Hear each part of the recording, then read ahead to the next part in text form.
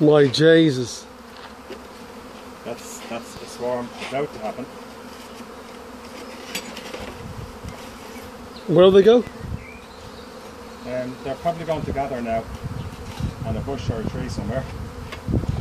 But we may stay in our suits for a bit.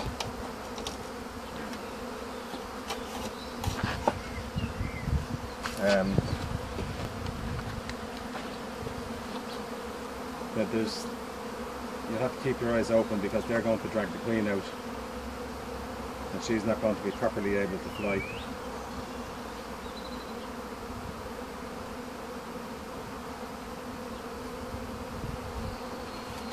Have a look up there, see around how high they're going.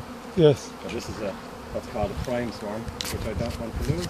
It'll be enough to look at that.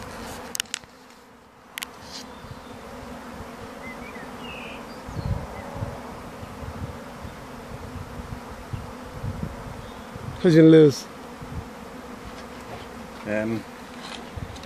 They could just fly off away over across the rivers and fields and we might never see them again. Why would you lose them? And because she has her wings clipped, or a wing clipped, she can't really fly away.